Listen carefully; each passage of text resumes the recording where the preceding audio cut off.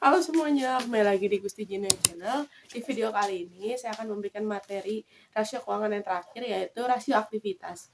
Apa saja rasio di dalamnya dan bagaimana cara menghitungnya? Langsung kita simak videonya. Pertama, ada pengertian rasio aktivitas. Rasio aktivitas merupakan rasio yang digunakan untuk mengukur seberapa efisien industri dalam menggunakan seluruh sumber energi yang dimilikinya. Efisiensi yang dicoba misalnya di bidang penjualan, penagihan piutang, secara efisiensi di bidang yang lain. Rasio keuangan atau rasio finansial merupakan alat analisis keuangan perusahaan untuk menilai kinerja suatu perusahaan berdasarkan perbandingan data keuangan yang terdapat pada pos laporan keuangan. Yang kedua, ada jenis aktivitas. Rasio aktivitas yang dapat digunakan manajemen untuk mengambil keputusan terdiri dari beberapa jenis. Penggunaan rasio yang diinginkan sangat tergantung dari keinginan manajemen perusahaan. Artinya lengkap atau tidaknya rasio aktivitas akan digunakan tergantung dari kebutuhan dan tujuannya. Secara umum, apabila seluruh rasio aktivitas yang ada digunakan akan mampu memperlihatkan efektivitas perusahaan secara maksimal. Yang pertama ada perputaran piutang atau account receivable turnover, yang mana merupakan rasio yang digunakan untuk mengukur berapa lama penagihan piutang dalam satu periode atau berapa kali dana yang tanam dalam piutang ini berputar dalam satu periode. Jadi, semakin tingginya rasio ini menunjukkan bahwa modal kerja yang tanamkan dalam piutang semakin rendah dan kondisinya baik-baik perusahaan.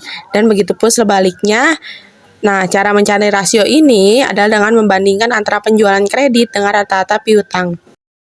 Untuk rumusnya itu karena penjualan kredit bagi rata-rata piutang, di sini ada dua contoh kasus. Tahun 2005 hasilnya adalah 12 kali perputaran, didapat dari 5.950 bagi 550 sama dengan 12 kali dibulatkan 2006, 5.550 dibagi 360 sama dengan 15,41 kali atau 15,5 kali.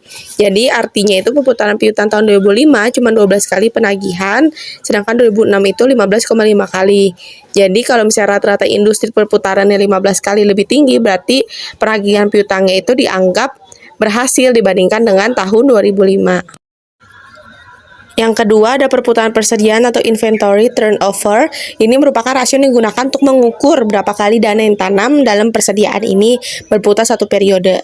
Rasio ini dikenal dengan nama rasio perputaran persediaan, yang dimana mengukur efisiensi pengelolaan persediaan barang dagang.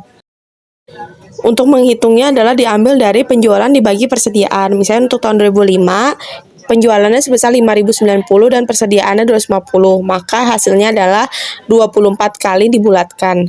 Nah, di mana rasio ini menunjukkan berarti 24 kali persediaan diganti dalam 1 tahun.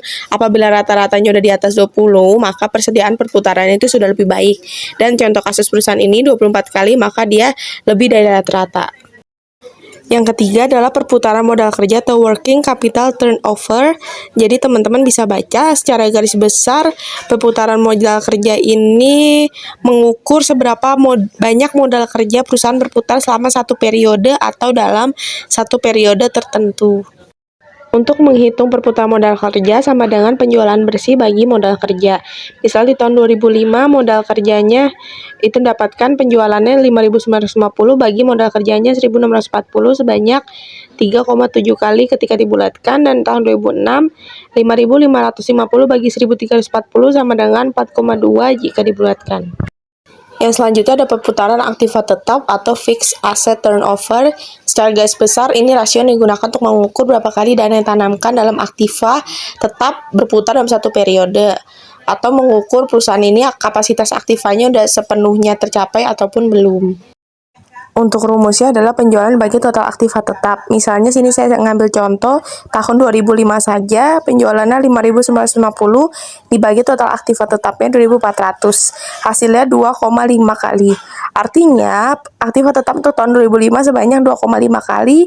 Jadi di setiap Rp 1 rupiah, aktiva tetap dapat menghasilkan 2,5 rupiah penjualan. Yang terakhir adalah perputaran aktiva atau total asset turnover. Secara garis besar, rasio ini menunjukkan kemampuan aktiva perusahaan dalam menghasilkan total penjualan bersih. Jadi semakin tinggi rasio total asset turnover, menunjukkan semakin efektif perusahaan dalam penggunaan aktivanya untuk menghasilkan total penjualan bersih. Rumusnya adalah penjualan bagi total aktiva. Di sini saya ngambil contoh untuk tahun 2005 saja. Total asset turnover-nya kita ambil penjualannya 5.950 dibagi total aktivanya 4.200. Menghasilkan 1.416 kali atau dibulatkan 1,42 kali. Jadi perputaran aktiva totalnya 2005 sebanyak 1,42 kali. Artinya setiap 100 rupiah aktiva tetap dapat menghasilkan 1,42 rupiah penjualan. Untuk tahun 2006-nya, teman-teman bisa pause videonya ya dan simak lebih lanjut bagaimana cara ngitungnya. Terima kasih sudah menonton, semoga bermanfaat dan jangan lupa like, komen, dan subscribe dan nyalakan tombol loncengnya. Ditunggu video selanjutnya. Dadah!